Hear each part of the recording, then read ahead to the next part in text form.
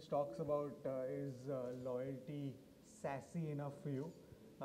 The title essentially wants to talk about using software as a service for your CRM needs versus having an enterprise implementation and deployment for your CRM. I'm Vikas Chaudhary. I run EMEA in India, which is the world's largest loyalty management company. And that's what brings me here. Let me introduce my panelists briefly. Ashok, who runs Accentive. Yeah, hi, I am Ashok. I head the Accentive in India. Accentive is part of Edenred, which is one of the global leaders in prepaid solutions. Accentive is the loyalty and rewards arm. In India, we have one of the largest loyalty practices, so to say. Namrata from Taj. Yeah, I look after digital marketing at the Taj Group of Hotels. Alok. Hi, I'm Alok Saraugi. I represent one of the world's largest commercial vehicle players called Ashok Leyland. So I am the token B2B presence on the panel. So Well, B2B is bigger than B2C in a lot of instances. So, so you're the 800-pound gorilla in the room, metaphorically speaking. But so let's begin. Let me just throw open the quintessential question. Let's start with the clients that we have, in that sense, the users. And maybe I can ask you to start, Alok, directly on.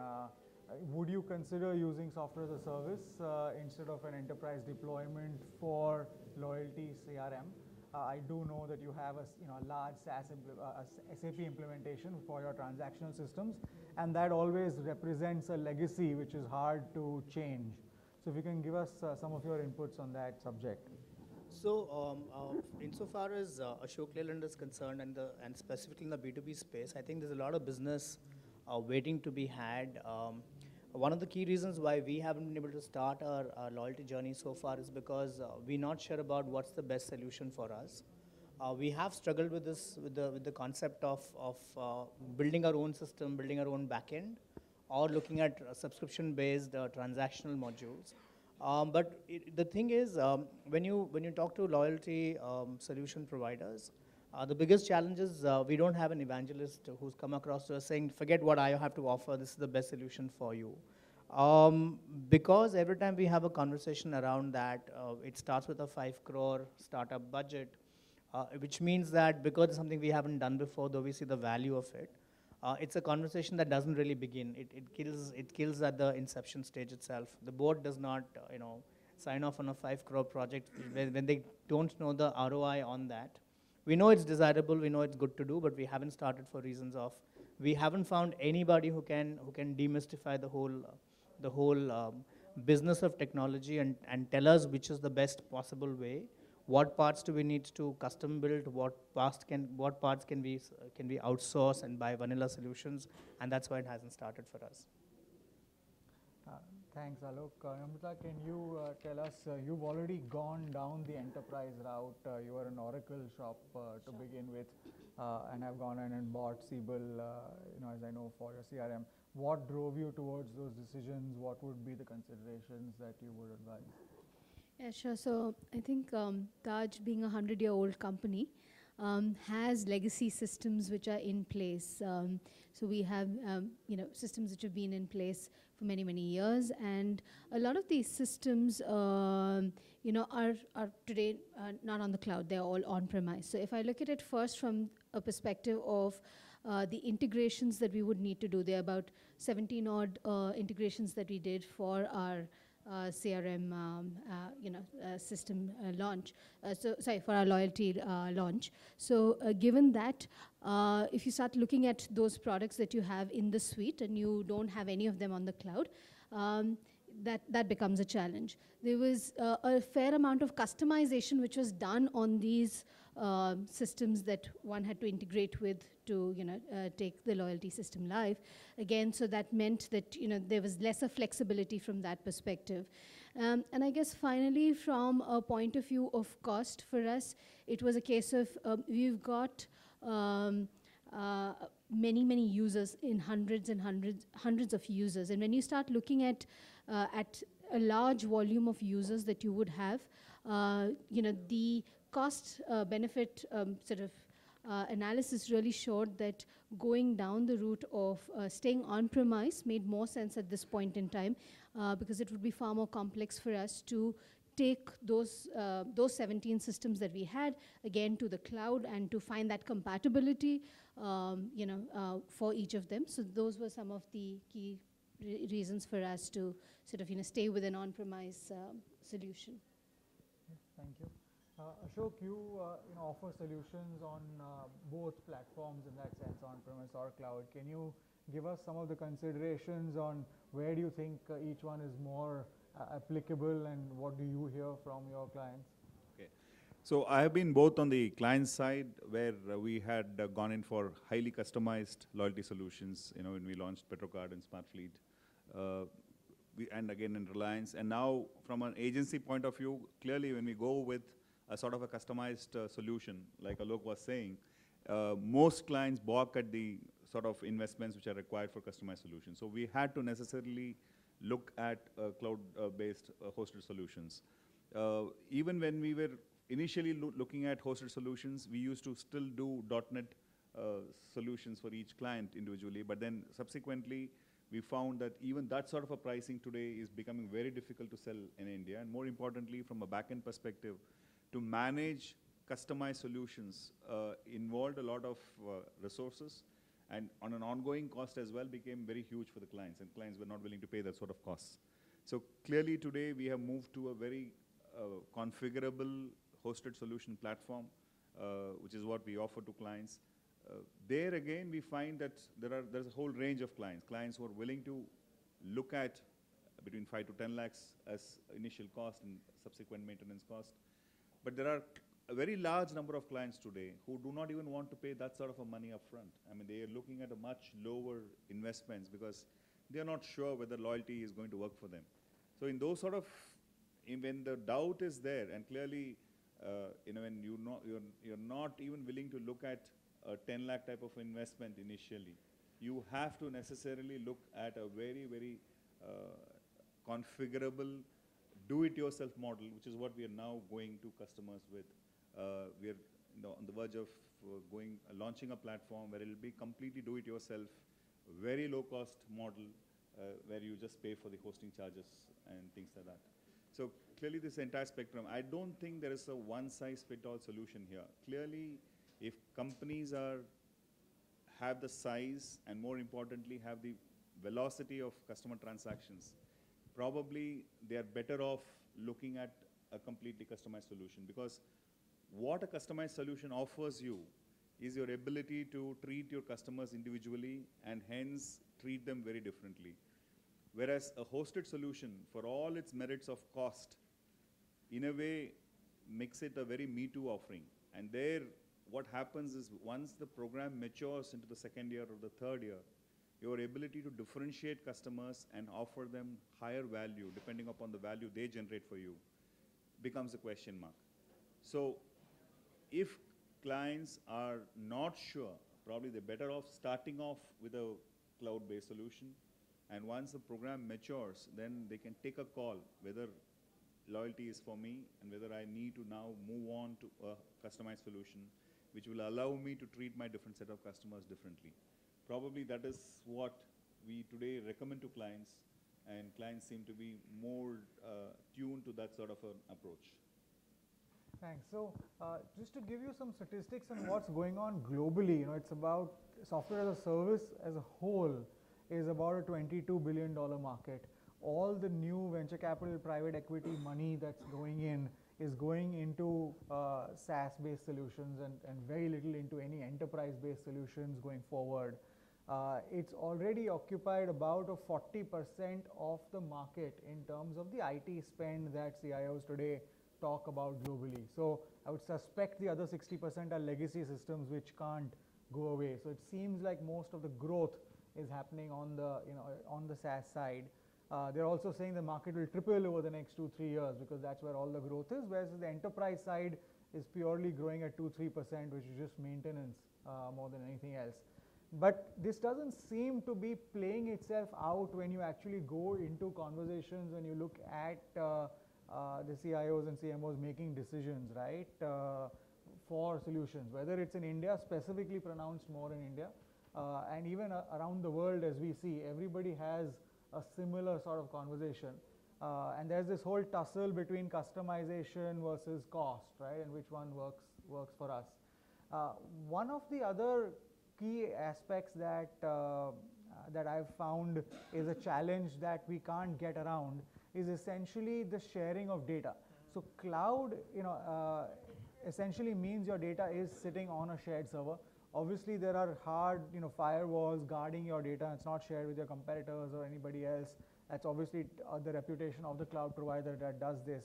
If you look at Salesforce.com today, the most arguably successful SaaS provider, right? Nobody ever thought that your most prized asset, which is your sales pipeline, as well as your actual customer data, will be sitting on a cloud somewhere in San Francisco, but it is for everybody, right? Despite that, a lot of other SaaS is not taken off. So I just wanted to throw this open, maybe start with you again, Alok, which is, what's your view on this, on data security, on data sharing? Is this going to be a roadblock, or is it meaningful to even be a roadblock? So the answer to that is a function of who you ask that question of in our organization. If you ask my CIO, he will make us believe that we work in NASA. So, but to me, no, personally, it's not that big a deal. I believe that technology has evolved, depending on the industry and the business you are in, to support cloud-based services. I believe that, yes, data security is important. Data sanctity is of paramount value because that is extremely valuable data. That's the only thing that we have really that differentiates any business from its competitors. But I think there are ways around that you can work out. I personally believe cloud is, most of my personal data is sitting on the cloud somewhere. Right? Everybody archives all their personal information, our videos, our pictures, our bank systems, everything is on cloud, right? So I don't think that's such a big deal. But like I said, it's a function of who you ask that question of. I think the biggest conversations, especially in legacy systems, needs to be had not with the chief marketing officer, but with the chief technology officer. That's where the challenges, that's where the conversations tend to roadblock, if you will, right? So I hope that answers what you're looking for. Absolutely. Namrata, if I can ask you the same question, simply, the debate is between the CMO and the CIO, right? So can the CMO rule over the CIO? I think I'll second what Alok had said. I think it's a function of who you're talking to and which industry are you talking about.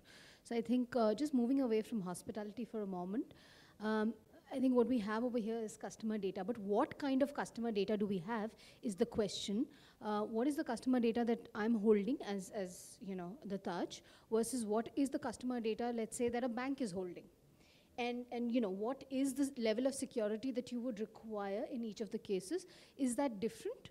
And the answer is yes, it is different. How much and and what all of that data is absolutely needs to be secure and needs to be protected versus which of that data is very important, but what is the appetite of risk for the organization? So if you look at an organization like Taj, the appetite for risk is extremely small, versus if you look at the data that we are collecting about the customer, if we were to have a hack, is it, it's obviously going to damage the reputation significantly. But if you compare it to a bank, as I was saying earlier, that data getting hacked is maybe far more, I guess, concerning. So I would look at it in terms of the risk appetite of the organization. I would look at, which industry are you talking about, and what is the culture of the organization, how is it perceived and how important is that? So I think those would be some of the factors in terms of deciding is data security going to be a roadblock or not in terms of going to SaaS. So yeah, but in the case of Taj yesterday, we haven't gone down that route as I mentioned earlier. So we still prefer having control, as we may put it, over our data. Ashok, do you see any differences in characteristics of the organizations, whether it's the industry or the maturity, when you have been, when you've been asked to evaluate SaaS versus on-premise? Sure, the organization and the industry vertical definitely makes a big difference. As she said, banks clearly still have a huge issue in terms of giving out data. For example, we manage redemptions for almost all the credit card companies, but even today, the data which they share with us is very, very limited to what is required for us to do the task at the back end. But having said that, I mean, I've seen a huge shift in the mindset of clients as well. 2 years back, it was a strict no-no. But today, because of knowledge about cloud-based hosting and what it can do, more importantly from a cost perspective, today clients seem to be more willing to accept a cloud-based solution. And of course, they do have their concerns about security. They do a lot of penetration testing. They take their steps to ensure that the solution which we are providing and the hosting which we are providing is completely foolproof. But once they are convinced, they are more than willing to do that, give out the data. And we have definitely seen a huge shift. Today, it's no longer about should I give it or should I not give, or I will not give you. It's more about what are the security features which you have, and can I do a penetration testing to check whether your solution is secure enough for me. That seems to be the approach. So I have a question for both the gentlemen on my left, right? You represent service and solution providers. So in your experience, are there industries where customized off-the-shelf, do-it-yourself solutions are more easier to use, choose and deploy? And are there industries where you believe that customized solutions have to be custom built for customers? And the other question is in the context of Taj, for example, and it's a question for you as well. I suspect a lot of your guest database is shared between multiple hotel chains, right? It's not that there are customers who are exclusive to Taj. I would imagine that a Taj customer is also an ITC customer, also is a Hyatt customer, so on and so forth.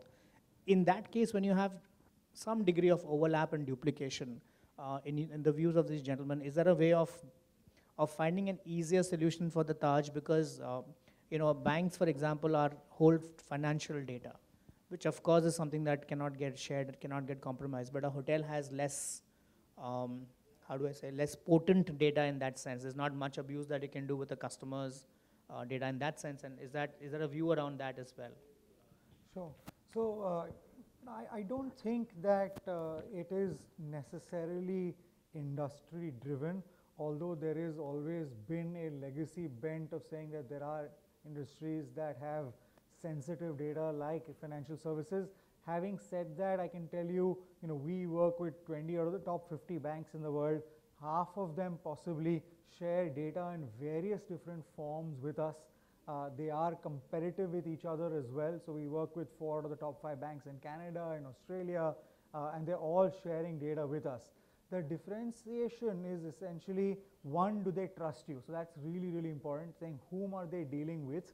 And can they count on your systems and your ethics in that sense, right? The second is what data are they sharing with you? So some of the things that we take care of is that you don't actually necessarily take the entire name and contact information of each individual along with their entire transaction history, right? So you have them, but you might have them in disjoint manners such that you can't put them together.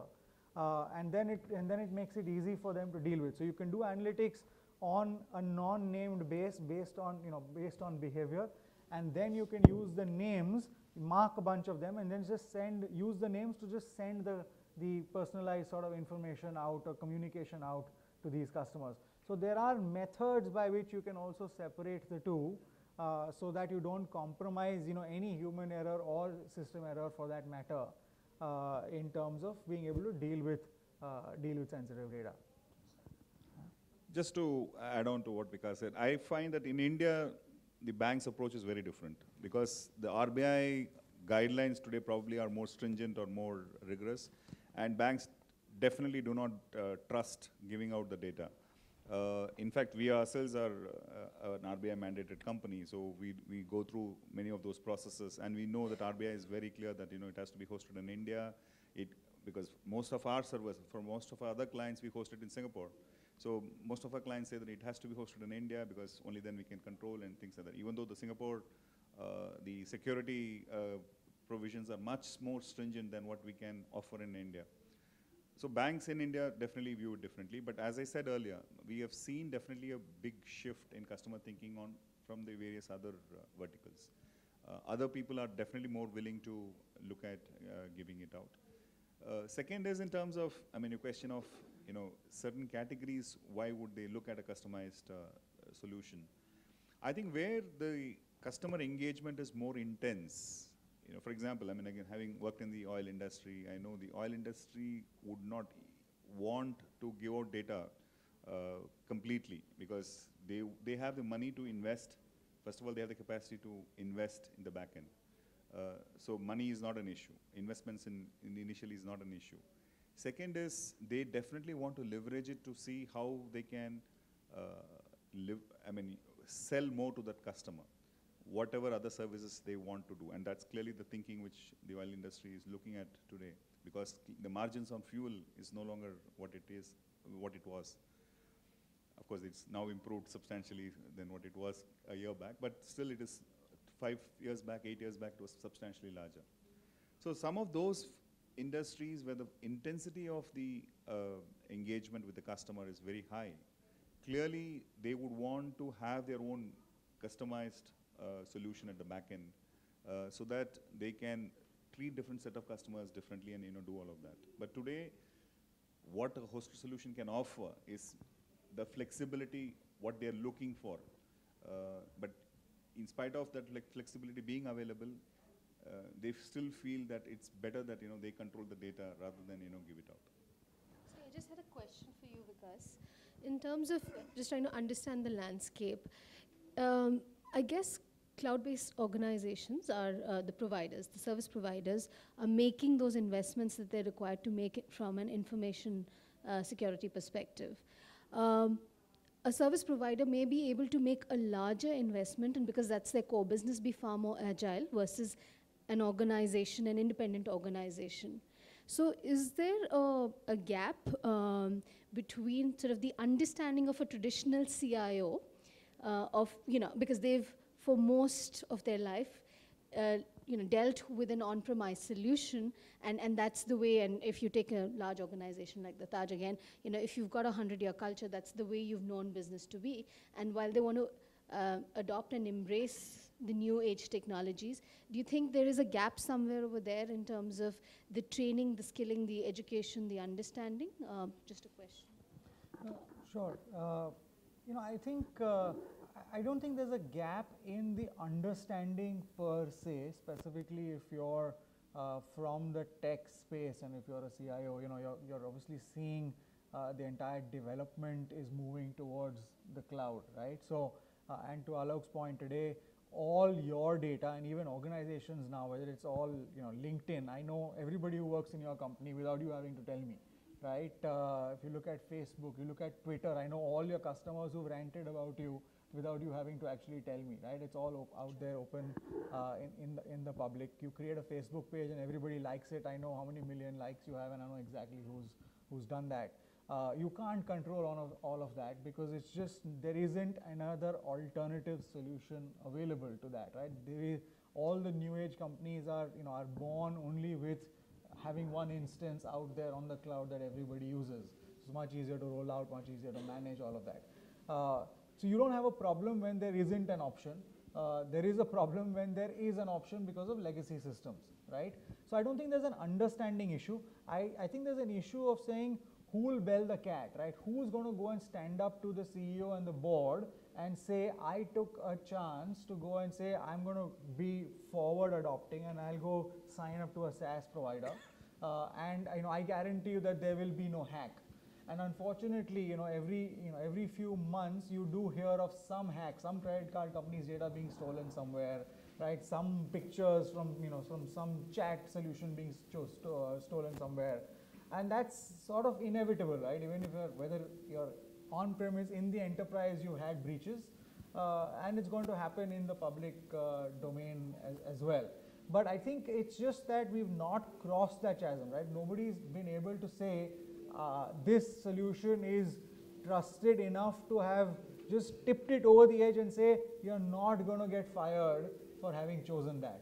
And I think organizations that manage to do it, so Salesforce managed to do it, So nobody gets fired today to put their data on Salesforce. So if you can create that kind of that kind of an infrastructure and stickiness and trust around your product as a service provider, I think it's inevitable. It's going to go that way. So I have an add-on there, right? So my view is a lot of these conversations around technology are misplaced when you have them with the CIO alone. There was a time where it was said marketing has to be in the CEO's agenda. I think today technology and IT also has to be in the CEO's agenda. If your CEO is not driving it personally, he doesn't have a personal stake and a personal interest in technology and what it can do for you, if all conversations have to start and end with the CIO or the CTO, you will realize that it's easier for them because legacy systems have legacy managers. You're right, people who haven't known any better, there is a greater degree of comfort in the tried and the tested, and therefore there is no motivation to take a risk, if you will. So a lot of service providers must now not just speak with the CMO and the CIO. They will find the CMO a very willing co-conspirator, right? But that conversation must be had at the CEO and the MD level. They are the ones who have to drive the organization. So as much as marketing, technology also has to be on the agenda. And if that is not part, if it doesn't have a seat on the table, that voice is not going to get heard.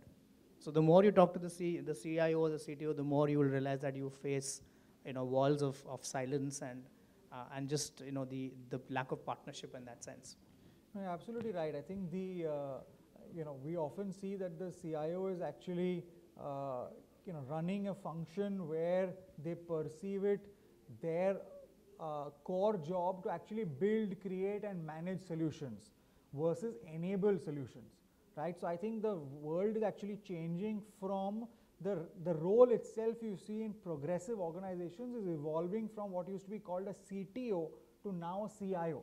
Your job is no longer to build technology or to maintain and run technology, which used to be the case when there was no technology 20 years ago, right? You had to automate, you had to put in technology to just capture your transactions, and it necessarily needed to be in-house. Today, it's about information, right? It's purely about capturing the right information, about mining that information, about using it going forward.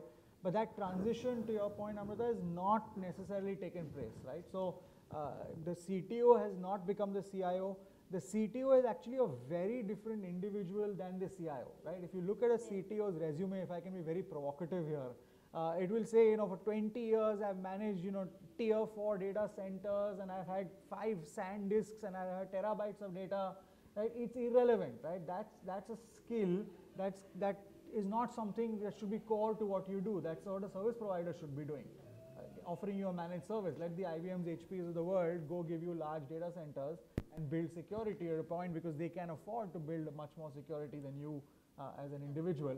You should worry about where your customer is, who is that customer, how am I treating that customer, and what can I do with the information I have with that customer. And I think if we can make that leap, and a lot of organizations are, right? So the analytics is the hottest word in the industry at this point in time, right?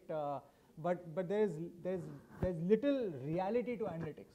In general, if I again had to say, the industry today takes fancy reports and calls it analytics, right? It's still really MIS, it's not analytics. Analytics is discovery of information that you can't actually see by reports, right? But I don't think we're there yet. I think we at least need to first just automate the reporting piece itself, start gaining some insights from it, and then taking actionable sort of delivery against those insights. So the ROI is really important. Right? And then that's where the CMO comes in. So the CMO, if the CMO can actually be a partner and effect some marketing campaigns that result in more business, automatically, Gartner says this, and I would sort of love to believe it, is by 2017, the CMO's budget will be greater than the CIO's, right? And that's only if we can demonstrate value. So I don't think if you noticed, but both the marketers on the table were grinning ear to ear when saying that, right? So it sounds very familiar, No, I don't want to vilify the CTO as.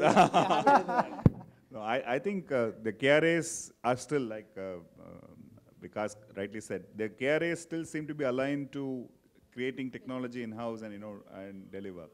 But having said that, I think clearly costs is becoming a big driver, and costs will drive people towards SaaS-based solutions. And clearly, I think with all the related security coming into place, I think it's just a matter of time before people move completely onto a SaaS-based solution. On that happy note. Great. Thanks. So with that note, we'll throw it open to the audience if there are any questions.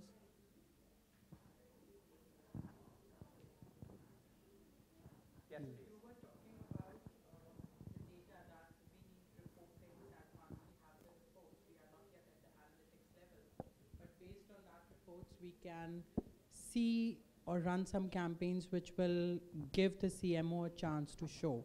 But even to come at to that reporting level, the data should be in that form that we can do the reporting. Considering the data is scattered, the data is coming from different channels, do you think that companies are at that basic level, that they have the data at one place and they can even run the basic reports which will give them the insights?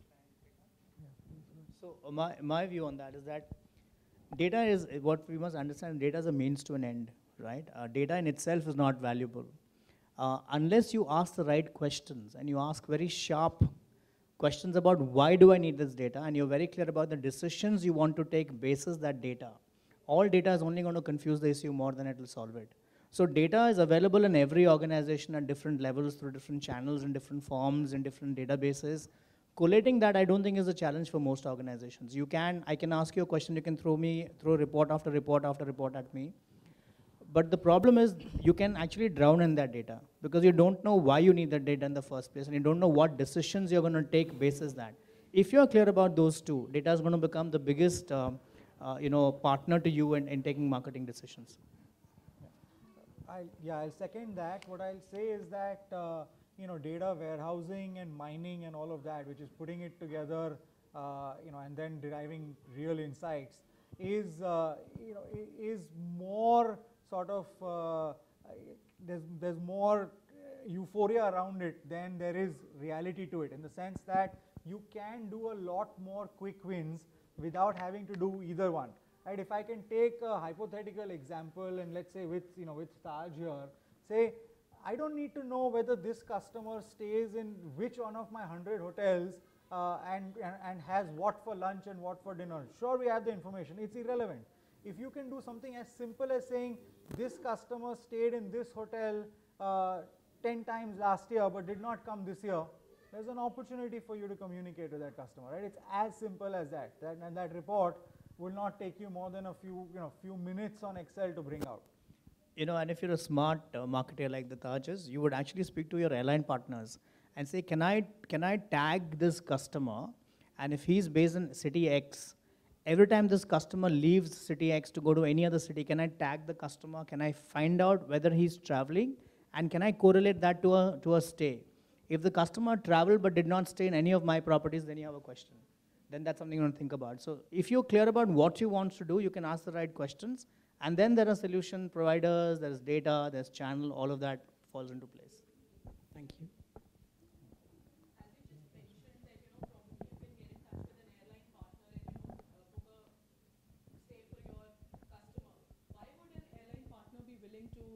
Actually, give his data to you? You will realize, through life that the degree of interdependency. Look, every marketer is hungry for business. You're right. No airline is going to partner a hotel chain to say, I will share data with you, unless you're able to show them value in exchange. It's for the marketer, depending on the industry that you're in, to find that value. My view is because everyone has similar problems. People are willing to collaborate, people are willing to work together, and if they're not, the market will slap them into shape any which way, right? Today, but I'm saying if you start thinking, for example, the lens about travel related to property, travel related to destination and stay, and if you're able to identify that, you can bring propositions to the customer, and I'm just now sort of blowing air here, but saying that you could actually then offer them a value partnership, saying if you fly Jet Airways to go to any destination, stay at Taj, hey, there's value for you. Certainly Jet's interested because it's driving value back to their customer, right? So it's a function of that really. The other reason why people do share data And it's not easy to do it, but they do it under certain constructs where you're trying to get a 360-degree view of your customer. So, if you are, let's say, a grocer, all you know is that this customer comes in once a month and buys this bag of goodies. You don't know whether the customer is looking is at what age or what health, what do they really want? Do they travel? Do they want for certain brands? No, so on and so forth, right? If you are an airline, you only know they take 4 work trips a year and 1 leisure trip a year, but you have absolutely no idea why is that. Do they go with family or not? Would you be able to upsell something to them? Do they stay at 5 stars or 4 stars, right? So on and so forth. So if you can actually put a coalition of partners together that can benefit from each other's data, which are non-competitive, that's where you see a lot of people coming together. And they are actually called coalition loyalty programs, which we run in many countries around the world. But there are also a lot of ad hoc one-off alliances that you will continuously see happen in the offline world in that sense, right? So travel, airlines, hotels get together and give you packages all the time. It happens in retail very often, where grocers give you offers on 2 different competing products or non-competitive products come together as a brand and say every time you buy this brand, we'll give you another piece free. You buy a biscuit and we'll give you another product free, which has been launched along with it. So stuff like that, I think there are ample opportunities to create alliance partnerships. Yes, Anything else? Well, you've been a wonderful audience. Thank you very much.